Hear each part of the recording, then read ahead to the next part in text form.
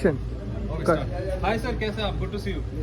Very good. 12 बज गए, आप तरोताजा ताजा हो पूरे के पूरे। और कैसे चल रहा है कैंपेन, हाउस लाइफ, और कैसा हो रहा है सब कुछ? हमारा जो कैंपेन है कांग्रेस पार्टी और हम्म, बहुत बढ़िया चल रहा है हम्म, और बड़ा भारी रिस्पांस मिल रहा है। अच्छा। हम 2 घंटे लेट हो गए थे, तब भी लोग, महिला और पुरुष बैठे रहते हैं वेट करते अच्छा। हैं और उसी उनका जो उत्साह है उसी से मुझे ऊर्जा मिलती है।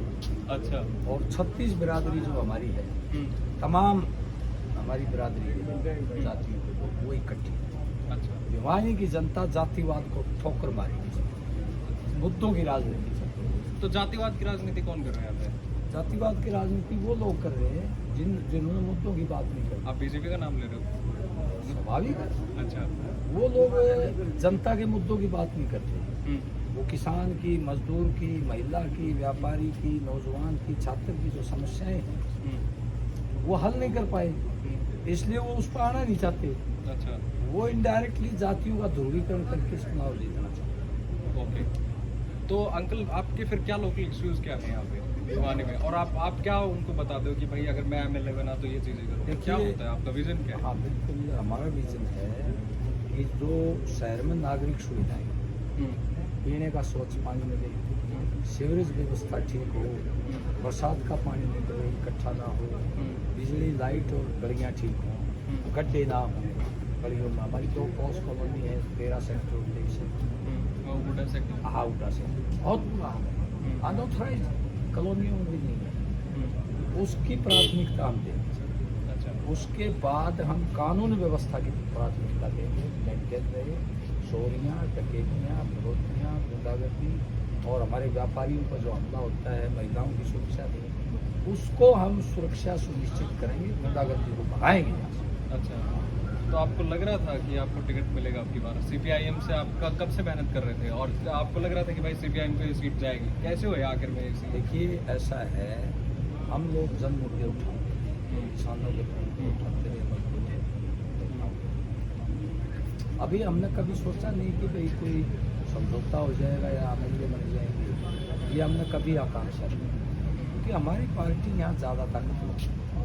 आंदोलनों में तो हम ताकतवर हैं, विपक्ष की भूमिका हमने निभाई हमारे, लेकिन राजनीतिक तौर पर हम ताकतवर और ये नहीं सोचा।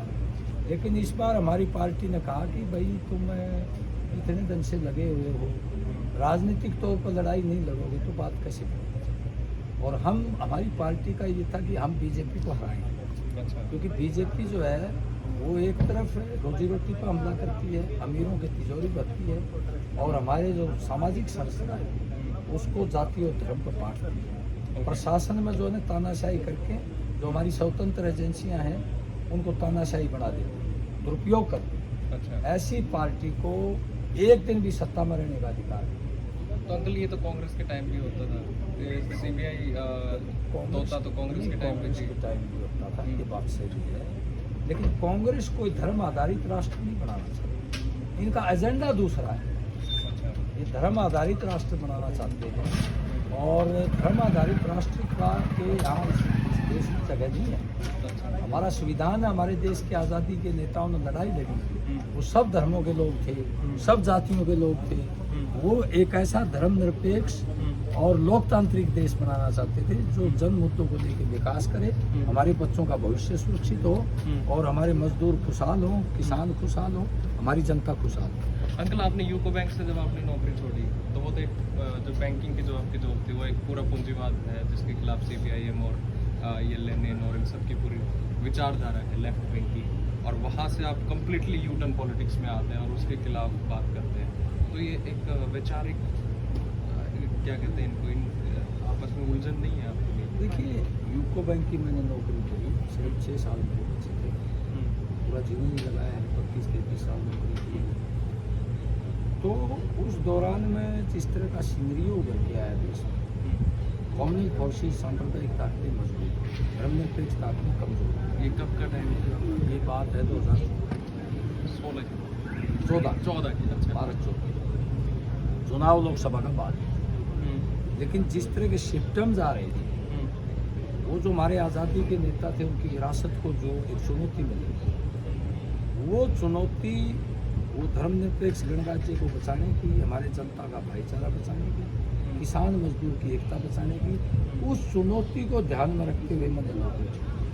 अच्छा। ये चीज़ मैंने नहीं तो और भी कर लेगा कोई साहब, लेकिन ये काम हर आदमी नहीं कर पाएगा। अच्छा। क्योंकि हमारे ऊपर जो आज़ादी के नेताओं पंडित जवाहरलाल नेहरू, महात्मा गांधी, अब्दुल गफार खान, भगत सिंह, सुभाष चंद्र बोस, अशफाकुल्ला खान, चंद्रशेखर आज़ाद, भगत सिंह और अपने अम्बेडकर साहब, ये उनका जो आदर्श है एक बेहतर भारत बनाने का, इस चुनौती का मुकाबला करने के उद्देश्य से हमने नौकरी छोड़ी।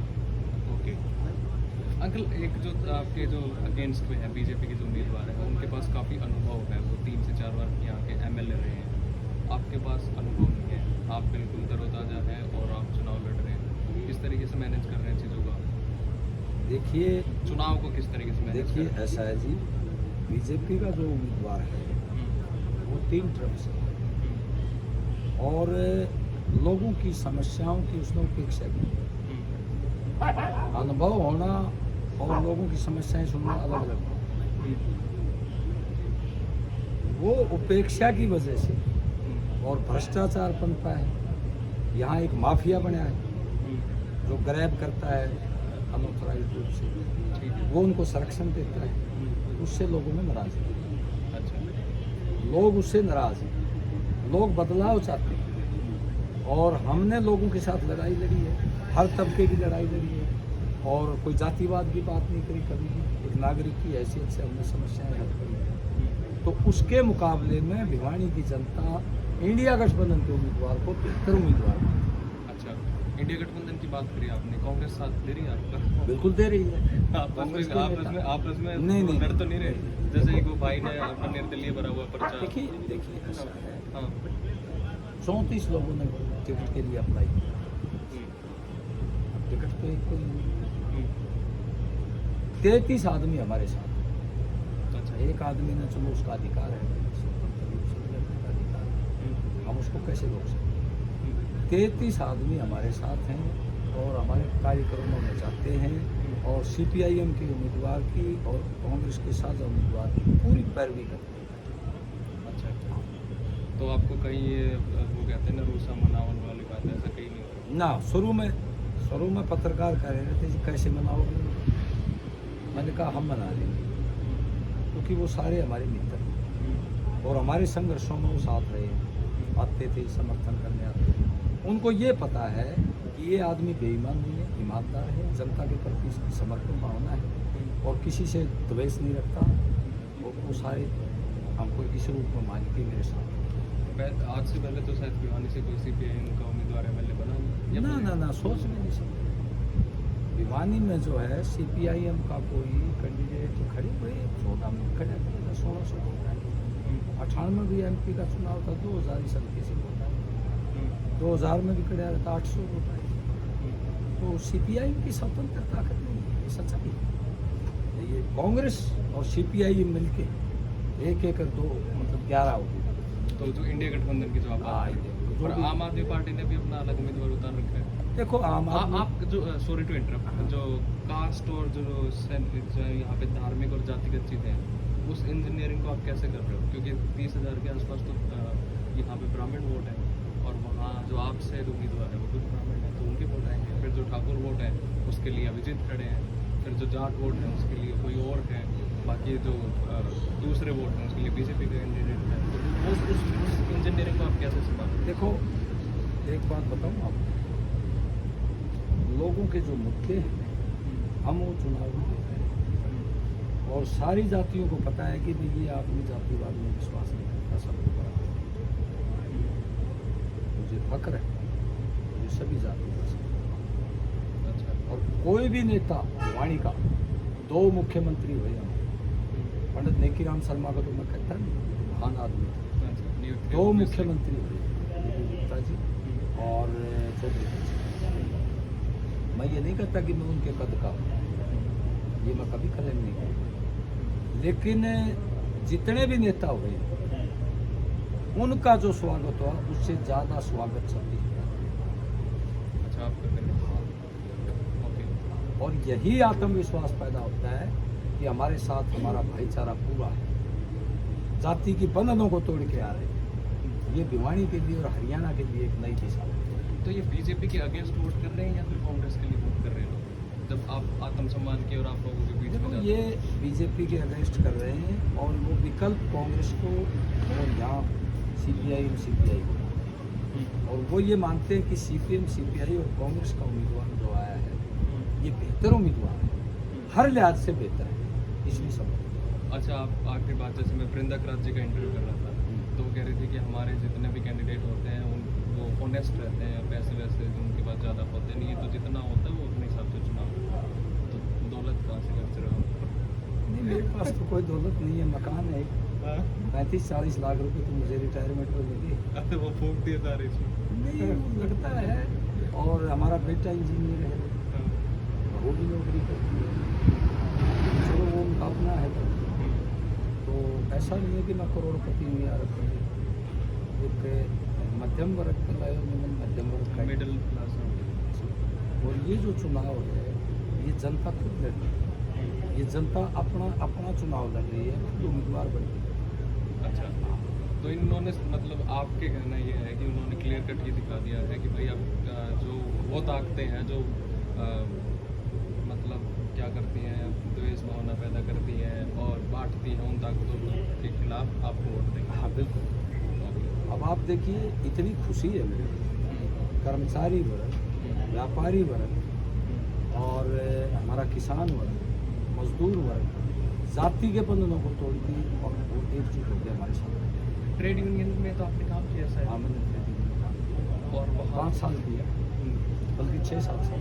उसका अनुभव काम आ रहा है आपको? बिल्कुल अनुभव काम आ रहा है। हमने मनरेगा का काम 250 गाँव में लगवा शुरू में 2014 में आगे एक चीफ मैनेजर मजदूरों के बीच में जाता है 2014 में, उनको ऑर्गेनाइज करके 250 गाँव में मकान लगवाता है, वो सारे मजदूर हमारे साथ खड़े हैं। उसके बाद किसानों में काम किया, किसान हमारे साथ खड़े हैं। 13 महीने जो इतना टोल पर मोर्चा लगा के बैठे हैं।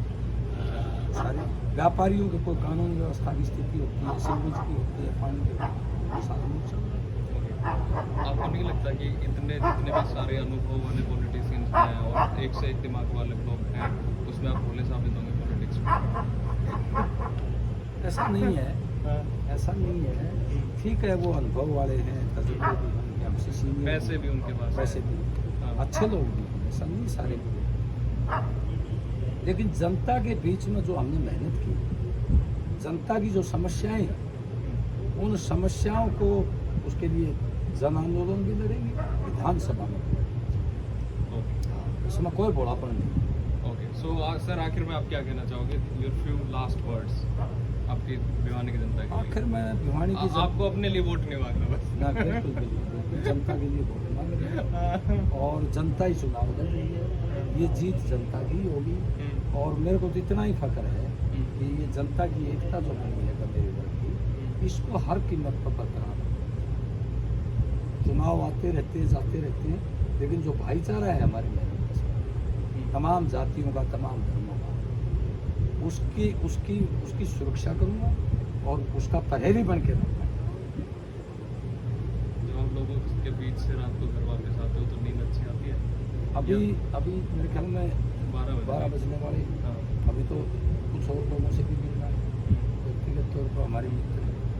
2 बजे भी सोऊंगा तो 3 घंटे 4 घंटे खूब नींद आएगी। इतना तो आदमी थक के वैसे ही जल्द नींद आ जाती है। हाँ। यार दिमाग में रहता कोई है कि दिक्कत पता नहीं क्या नहीं, कितनी सुबह मेहनत है, फ्रेश कितनी- होगी, 5 से 4 बजे उठना। अच्छा, हाँ। और फिर पूरे दिन क्या रूटीन रहता है? पूरे दिन तो भागा दौड़ी रहती है, कभी व्यापारियों में जाते हैं, कभी गांव का प्रोग्राम है, कभी शहर की अलग अलग कॉलोनियों की जनसभा है। कोई थकावट नहीं है, अभी 65 साल का हो गया, अभी कोई थकावट नहीं। पर अंकल एक शिकायत तो है कि भिवानी कितना गंदा शहर है, टू बी वेरी ऑनेस्ट, मतलब हर जगह से कचरा बना दिया, मतलब गंदगी पड़ी हुई है। तो इसको बिल्कुल ठीक करेंगे और ऐसी भिवानी बनाएंगे और हमारे लोगों के सहयोग से हमारी सरकार आएगी और हम एक अच्छा शहर। Okay okay uncle, thank you so much. Thank you, आपका भी धन्यवाद। आप बहुत- बहुत इतनी रात